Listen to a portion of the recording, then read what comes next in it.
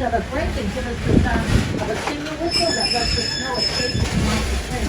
Please pull out some high station as we pull in. We're only going to be here for about 4 minutes before we pull out. If you are deboarding, you are going to deboard on your left side. Once again, wait for that whistle.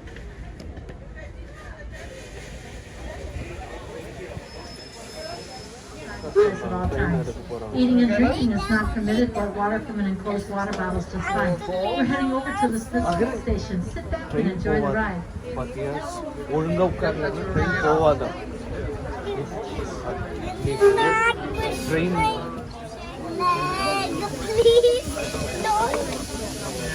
Over to the left, we have the Susquehanna Plantation, built in 1835 from St. Mary's County, Maryland.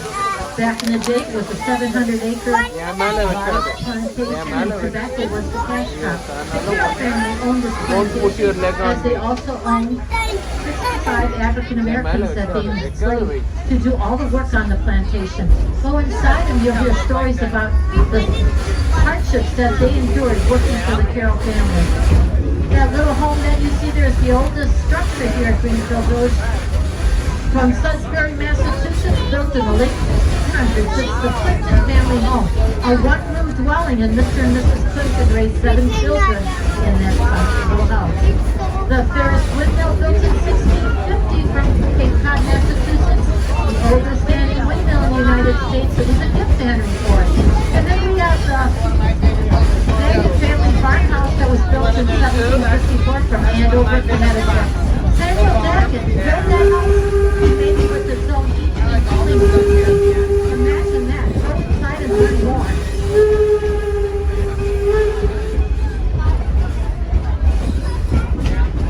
To the left, we have a pasture for our draft Percheron and Morgan horses. This is a place where they get a little rest and relaxation. They're the ones that are pulling our wagons around the village. Maybe you've had a wagon ride today. Back in 1970, the staff over at the Henry Ford Museum of American Innovation decided that the Greenfield Village needed a railway that would run around the Greenfield Village. By August 22nd, 1972 was the first train ride around the Greenfield Village. That was 50 years ago. Happy anniversary to the Greenfield Village Railway. Over in the field there you'll see some wild turkey. Yes, it's not time for turkey yet, but it will be. Oh, those are geese. I'm sorry. Normally we see turkeys here, but it looks like the geese are overrunning the place.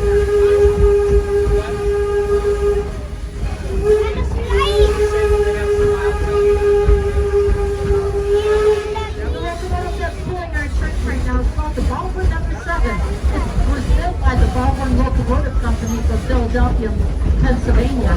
It was built in 1897. Henry Ford purchased the Detroit, Toledo, and Ironton Railway back in 1920. This locomotive was part of the package. When he sold it in 1929, he decided to keep this locomotive and used it to pull his passenger train for business and for vacations. A steam locomotive functions on just cold water. Coal is set into a firebox where it reaches really high temperatures. It heats the water in the boiler in front of the locomotive, converting that water eventually to steam.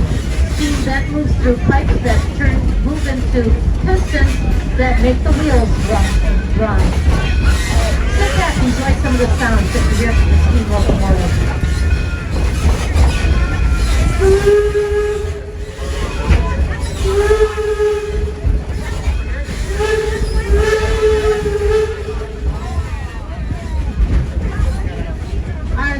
Season has ended here at Greenfield Village, and at the end of September, to be exact, October 2nd, during the daytime will be the last train date for you to take an opportunity to ride the train here at Greenfield Village, Sunday, October 2nd.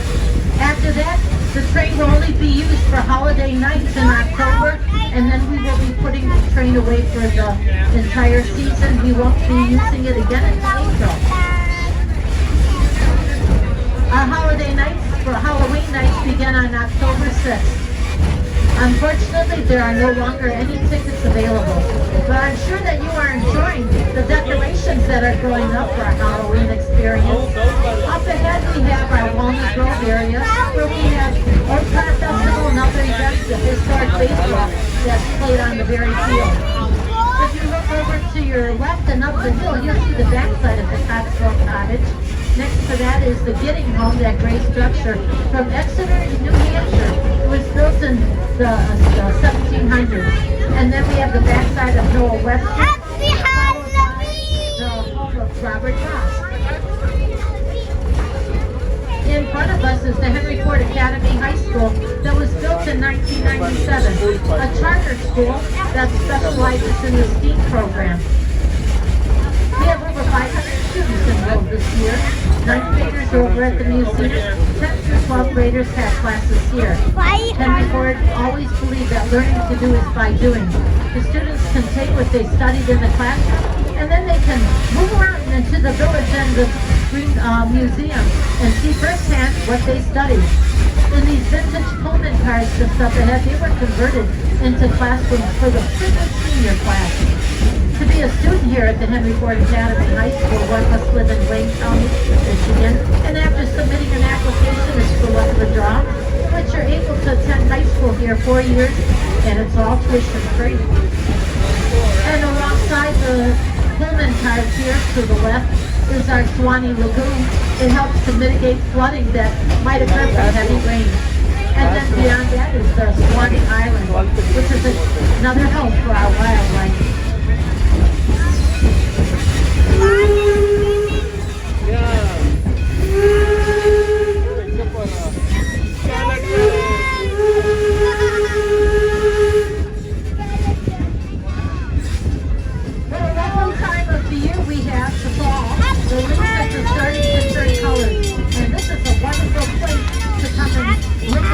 Wonderful colors of fall.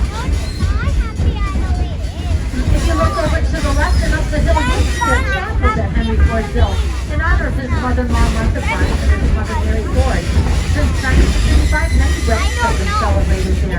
Next to that is a one-room classroom built in 1861 from Dearborn Township, where young Henry Ford attended in his early years. We have the Logan County Courthouse from Pottsville, Illinois up here. It was built in 1840, and young Abraham Lincoln practiced law on those very clipboards. Each one of these buildings have presenters. Do stop over and learn more about the history of these buildings. Next to us is the Taste of History restaurant. If you're looking for a place to eat, up until 3 o'clock they will no longer serve hot meals, but they will still be serving beverages and snacks. And the Eagle Tavern restaurant will not be serving any meals after 3 o'clock. This is the Smith Creek station that we are entering into. Should you be getting off, I highly recommend that you take a ride on the Herschel Spellman Carousel. It's not every day that you can ride on an artifact that's 109 years old with a menagerie of animals to choose. And after you're done with the ride on the carousel, go across the street over to what we call the center of our universe. Frozen custard stand. I know it's a chilly day, but you cannot want to pass up that wonderful, delicious frozen custard. We are now pulling into the station. Please remain seated. The engineer is going to set a brake and give us the sound of a single whistle that lets us know it's safe to come off the train. You'll be exiting to your left side at the station. Say hi to Sue, our station master. Bus to the Criteria of Milwaukee Roundhouse that was built in the year 2000, made to look like one from Marshall, Michigan in 1884. In front of it is the Pierre Marquette turntable that was built in 1901, and that's how we get our locomotives and other rolling stock in and out of the roundhouse. Roundhouses like this began to disappear with the advent of the diesel-electric locomotive. We have one because we have 3 steam locomotives that require constant maintenance and service. There are fewer than 10 left in the country that function as a roundhouse. Our next district takes us into Liberty Graphics, where you can see glass blowing, pottery making, weaving, and a printing shop with artisans working just like they did back in the 1880s, using the same tools and skills that were used then. We also have the Davidson Gerson Gallery of Glass, where you can see glass pieces beautifully displayed from the 1700s to modern day. The Arlington and Sims machine shop that was built in 1929.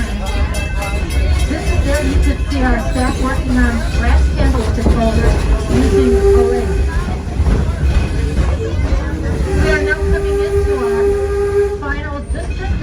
working farms.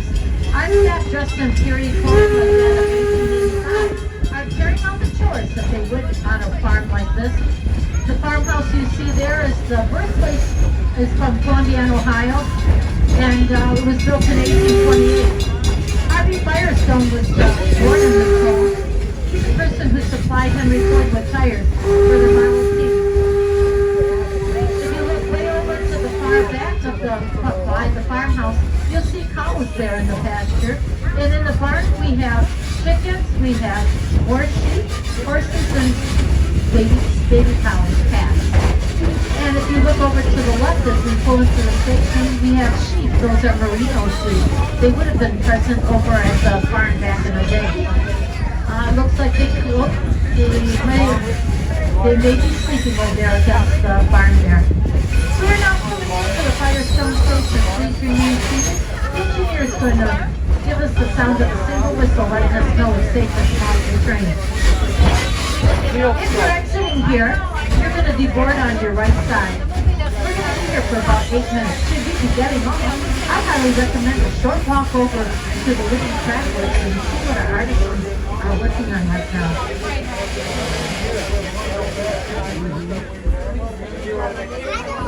Wait until you hear the whistle before you stand.